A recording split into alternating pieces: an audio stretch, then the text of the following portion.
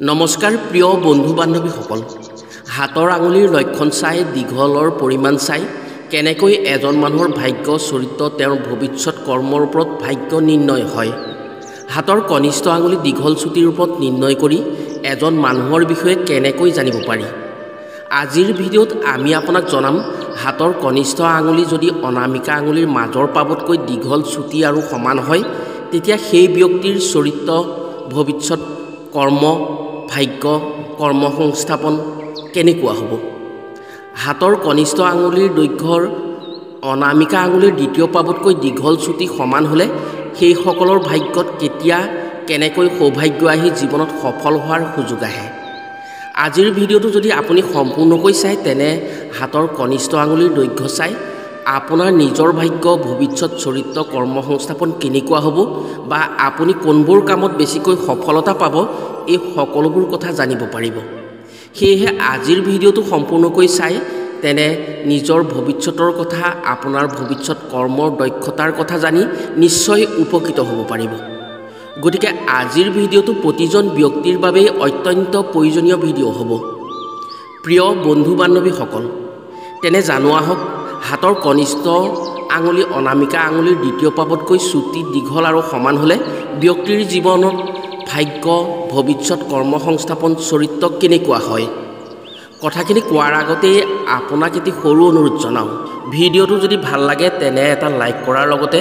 Comment বক্সত দেৱাদিদেৱ মহাদেৱক সন্মান জনাই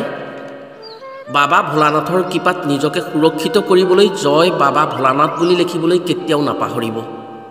ইয়াৰ উপৰিও ছবিত দেখুওৱা কোনখন হাতৰ লগত আপোনাৰ কনিষ্ঠ আঙুলিৰ মিল আছে কথাটো জনাবলৈ নাপাহৰিব আৰু যদি আমাৰ চেনেললৈ প্ৰথম আহিছে তেনে চেনেলটো ছাবস্ক্ৰাইব কৰাৰ লগতে অন্য 10 জনে উপকৃত হোৱাকৈ ভিডিঅ'টো শ্বেয়াৰ কৰিবলৈ অনুৰোধ জনালোঁ এক নম্বৰতে হৈছে ছবিত দেখুওৱা হাতখন নিশ্চয় আপুনি দেখিছে এইখন হাতৰ কনিষ্ঠ আঙুলিটো অনামিকা আঙুলিৰ দ্বিতীয় পাবতকৈ কিছু দীঘল এতিয়া আপুনি এই কনিষ্ঠ আঙুলিৰ লগত দীঘলৰ পৰিমাণটো আপোনাৰ আঙুলিৰ সৈতে সমান নেকি চাওক যদি এনে ধৰণৰ হয় তেনে জানোৱা হওক এনে কনিষ্ঠ আঙুলিৰ ব্যক্তিৰ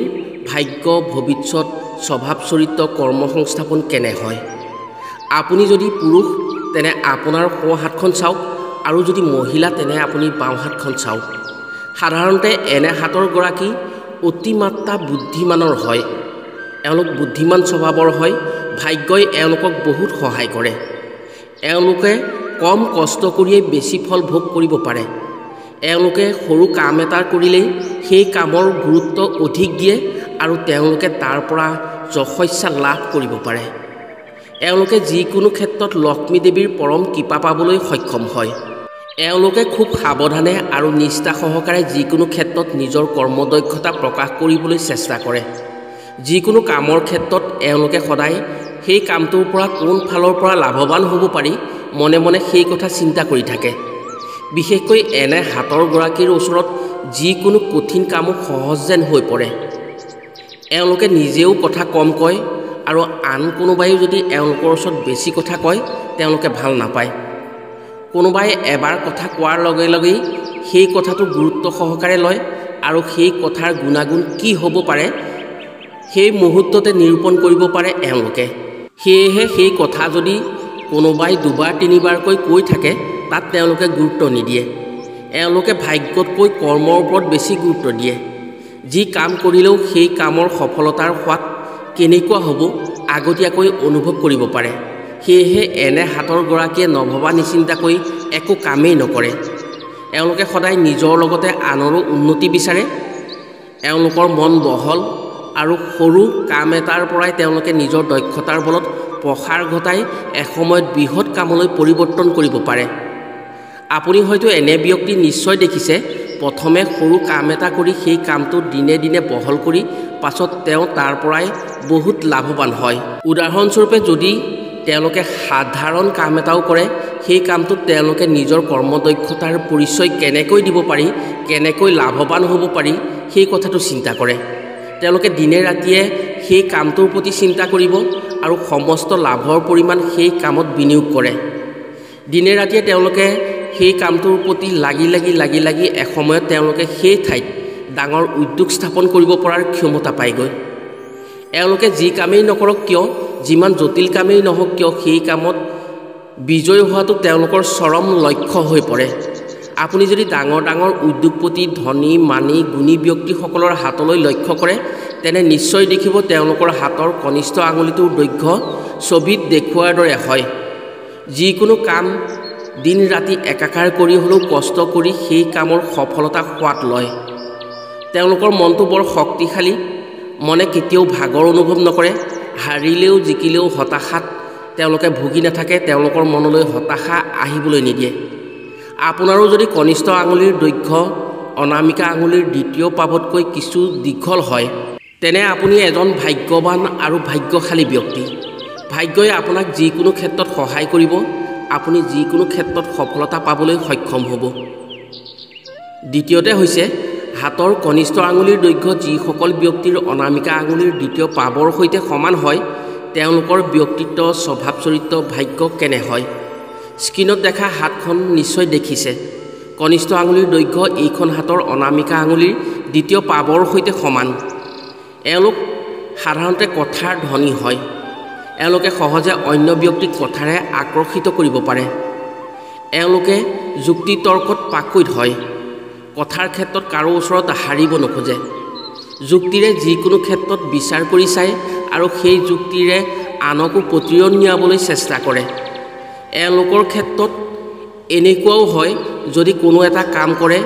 সেই কামটো বেয়া পায়, তেতিয়া কেতিয়াবা সেই কামটো আধাতে এৰি দিয়ে আৰু সেই কাম যে তেওঁলোকে কৰাই নাই এনে ভাৱ এটা দেখুৱাই থাকে। যিকোনো কাম এটা কৰিলে তেওঁলোকে যেন বাধ্যত পৰিহে সেই কামটো কৰিছে তেনে কৰে। সদায় তেওঁলোকে হেতু এটা ৰাখে, নিজে কৰা কামৰ জগৰীয়া যেন তেওঁলোক নহয়, আন কোনোবাই তেওঁলোকক জোৰ কৰিহে কামটো কৰাইছে এনে ভাৱ দেখুৱায়। তেওঁলোকৰ গাত হতাশাৰ স্বভাৱ এটা থাকে। যিকোনো কাম কৰিম নকৰিম দোধোৰ মোধত পৰি থাকে। কৰিলে ভাল হ'বনে, নকৰিলে ভাল হ'ব, তাৰ পৰা লাভালাভ হ'বনে নে লোকচান হ'ব, এই কথাবোৰ চিন্তা কৰি তেওঁলোক হতাশাত পৰি থাকে। এওঁলোকৰ ক্ষেত্ৰত প্ৰথম হাতখনতকৈ ঠিক ওলোটাটো হয়। প্ৰথম হাতৰ গৰাকীয়ে যিকোনো কাম এটা শেষ নোহোৱালৈকে যুঁজ দিয়ে, কিন্তু এওঁলোকে কামটো কৰি থকাৰ অৱস্থাত যদি হতাশা আহে, তেনে তেওঁলোকে সেই কামটো কৰিবলৈ এৰি দিয়ে। এওঁলোক বিশেষকৈ কাল্পনিক স্বভাৱৰ হয়। এওঁলোকে যিয়েই নকৰক কিয়, সেই কামৰ সফলতা মনতে আগতীয়াকৈ কল্পনা কৰি সফলতাৰ আমেজ লয়। এই কামটো কৰি অমুক কৰিম, তমুক কৰিম এনেবোৰ ভাৱ কৰে। ফলত সেই কামৰ ক্ষেত্ৰত যেন তেওঁলোকৰ সফলতা পাই গ'ল তেনে অনুভৱ কৰাৰ ফলত লাহে লাহে সেই কামৰ প্ৰতি তেওঁলোকৰ মনোবল কমি যায়। এওঁলোকে কথাৰে চব কামেই কৰিব পাৰে, কথাৰে কৰিব নোৱাৰা কাম নাথাকেই। এওঁলোক এনেকুৱা দেখায়, যিকোনো কাম এটা তেওঁলোকে কৰিলেহে ভালকৈ কৰিব পাৰে, আনে কৰিলে যেন তাতকৈ বেছি ভাল কৰিব নোৱাৰে, তেনে ভাৱ এটা তেওঁলোকৰ মনত দেখিবলৈ পোৱা যায়। তেওঁ কোৱা মতে যদি কামটো কৰা হ'লহেঁতেন তেতিয়া বেছি ভাল হ'লহেঁতেন, এনেবোৰ কথা তেওঁলোকে কোৱা দেখিবলৈ পোৱা যায়। কিন্তু যেতিয়া তেওঁলোকক কৰিব দিয়া হয় বা কৰে, তেওঁলোকে পিছ পৰি থকাহে দেখিবলৈ পোৱা যায়। তেওঁলোকৰ কথাৰ তুলনাত কাম কম হয়, কিন্তু এটা কথা তেওঁলোকৰ বাবে বৰ ভাল, তেওঁলোকে যিখিনি কাম কৰে তাৰ ফল পাই যায়। তেওঁলোকৰ কথাটো মিছা হ'লেও যুক্তিৰে সঁচা কৰিবলৈ যোৱাৰ স্বভাৱটোৰ বাবেই কেতিয়াবা কেতিয়াবা কাজিয়াত লিপ্ত হ'বলগীয়া হয় এনে আঙুলিৰ ব্যক্তি। তেওঁতকৈ কম বয়সৰ ব্যক্তিৰ ওচৰত লাজ পাবলগীয়া হয় কেতিয়াবা তেওঁলোকে। কথাৰে এওঁলোকে আনৰ মন জয় কৰিব পাৰে যদিও